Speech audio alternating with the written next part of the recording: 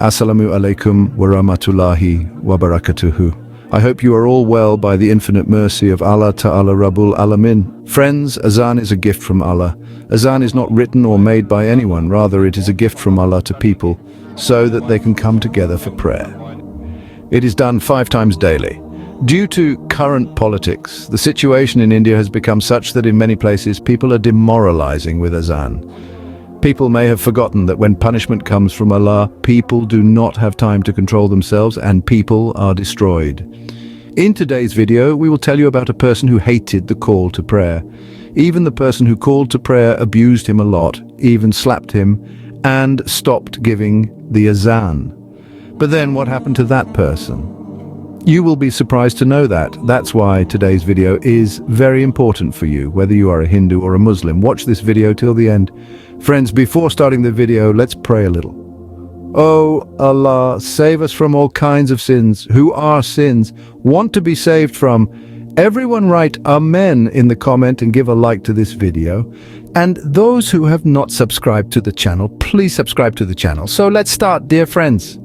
The incident is very old. There was an officer of a high post. Once he was transferred on some important work to a Muslim place, and the house he was given to stay there was next to a mosque in which the call to prayer was given 5 times. The sound of Adhan started in his ears, which caused the officer to wake up, making him very angry. The muezzin came that morning and he had to tell him not to give the Adhan tomorrow morning on the loudspeaker because his house was next to the mosque. Listening to this gives peace of mind in the morning. If I don't give the Azan on the loudspeaker in the morning, how will the old people wake up? These people come to the mosque to pray in the morning after hearing the call to prayer. You will also benefit from this. Get up early in the morning and take a walk. The body will be fresh. The officer already hated Muslims, so after hearing the office, he got angry and said, "There's no need to convince me too much. Khabardar, tomorrow morning if you call Fajr, then you have news." But the muezzin did not pay much attention to the officer's words. He gave the Adhan over the loudspeaker the next morning at Fajr. When the officer heard the Adhan the next day, he became very angry. He hurried to the muezzin, started abusing him and slapped the muezzin. He starts crying after being slapped, and in his heart, he starts praying to Allah. Allah, who has wronged the servant who called you, you punish him. Punish him in such a way that he regains his senses. That day the chastisement fell upon the officer, and that night the man slept in his house but could not get up. For that night half his body was paralyzed, as a result of which he could not move his hand. Then the officer was treated a lot, but his disease was not getting better. After seeing this, he was fired from the job. Then the money coming to his house stopped. And there was a quarrel between his wife. His wife used to feed him with her own hand, change his clothes, that is, take care of him as much as possible. But even then his wife only had to listen to abuse. For this his wife also had to endure after some time. Unable, he calls his brother and said, "Brother, I am fed up with this man. I hurt him a lot, but still he abuses me and beats me. Now I can't live with him anymore, so you come and take me away." Go. Then his brother came and took him, and after some time the rest of the officer's body was paralyzed and he became a living corpse. His hands could not be moved and his legs could not do any work, and he was left to look after him at home. There was no one for. After seeing this, the officer's younger brother came to him and took him to his house. The officers could not do anything, so the officer's brother's wife got angry with the officer and said, "I can't do all these things every day." The care of your brother, that officer with his younger brother's wife, arguing about something and saying something bad to him, and then his younger brother's wife starts crying. Then she tells her husband that maybe I will stay in this house, or maybe your brother will stay. After hearing this, he thought, my family will be ruined by falling into the trap of that brother. For this, he and his sons together picked up the officer and left him on the side of the road. The friends were very hot at that time, and he sweats because of the heat, and he is thirsty, and he has not had anything to eat since morning. And then the officer sits on the side of the road crying, "Someone help me, give me some water and give me food." And thus the muezzin, who was being slapped by this officer, was passing along that road when he saw a man lying and weeping by the side of the road. Seeing this, the muezzin went to him. Then when the muezzin saw that it was the officer who slapped me, he said, "How did this man come to you?" "You were a great officer." That officer recognized the muezzin and folded his hands before him as he lay and said, My life began to be ruined from the day I slapped you after that. The officer tells Moazzem everything that happened to him. He says that night my body became paralyzed. Then my condition worsened to what I am today and all my relatives left me. The officer cried while saying this has to do. Seeing his condition, the Muezzin felt compassion and he gave him water to drink and brought him food and fed him with his own hand. Even came to the officer and took him to his house and served him well. The Muezzin said that Allah is displeased with you, so you seek Allah's forgiveness. After hearing this, the officer begs Allah's forgiveness and at once the Muezzin prays for him. And within a few days the officer is cured.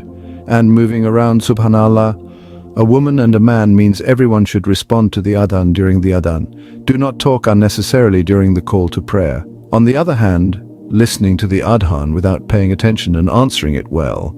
We often see that many people watch the TV volume down during Azan, but is it right? At the time of Azan, one should listen attentively to the Azan and respond to it. Have you ever wondered about the moral compass that guides the Islamic faith? In this vast world of diverse beliefs, the Islamic faith stands as a beacon of peace, compassion, and respect for all. A religion that has been guiding billions for over a millennium, it is steeped in wisdom and teachings that have shaped cultures and civilizations. Today we delve into an aspect of Islam that often piques curiosity. The types of people who, according to Islamic teachings, are not favored by Allah. Now, this does not denote hatred or exclusion, but rather a divine guidance aimed at instilling virtues and deterring malpractices. It's about fostering a society that thrives on mutual respect, honesty, and righteousness. In the heart of Islam, there's a deep-seated belief in the equality of mankind, where no one is superior or inferior. This discussion is not to judge, but to understand the wisdom behind these teachings. Unveiling the wisdom behind these teachings could offer a deeper understanding of the faith. To understand any faith, it's crucial to delve into its teachings and principles. So, let's journey into the heart of Islamic teachings, where we'll uncover 3 types of people who, according to these teachings, are not favored by Allah.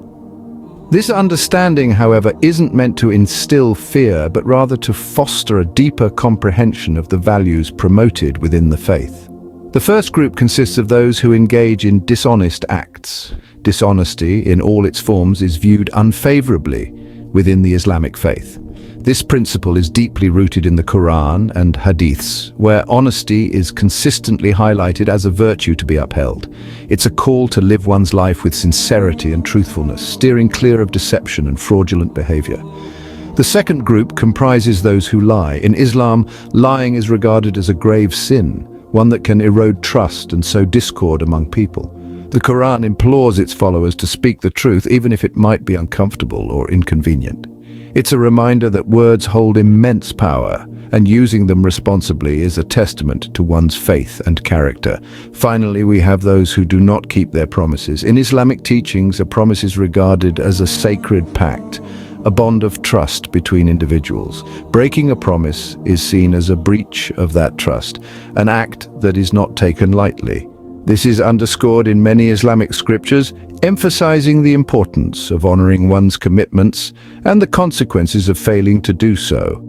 In essence, these 3 types of people, the dishonest, the liars, and the promise breakers, embody behaviors that are discouraged within the Islamic faith. The teachings serve as a compass, guiding individuals towards practices that uphold the values of honesty, trustworthiness, and integrity. They serve as a moral framework, encouraging individuals to live their lives in a way that promotes harmony, respect, and goodwill among all. These teachings reflect the universal values of honesty, trustworthiness, and integrity.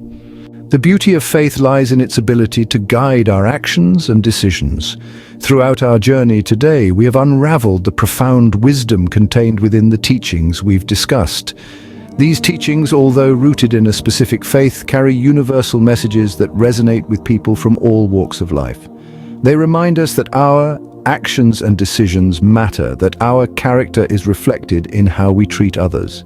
They caution us against the pitfalls of arrogance, dishonesty, and selfishness, urging us instead to embrace humility, truth, and generosity. We've learned that it's not about inciting fear or judgment, but about fostering a deep sense of moral and ethical responsibility. These teachings are a call to action, a call to be better, to do better. They inspire us to strive for a world that is fair, just, and kind. In the end, it's not about who Allah hates, but about the values and principles we should all strive to uphold.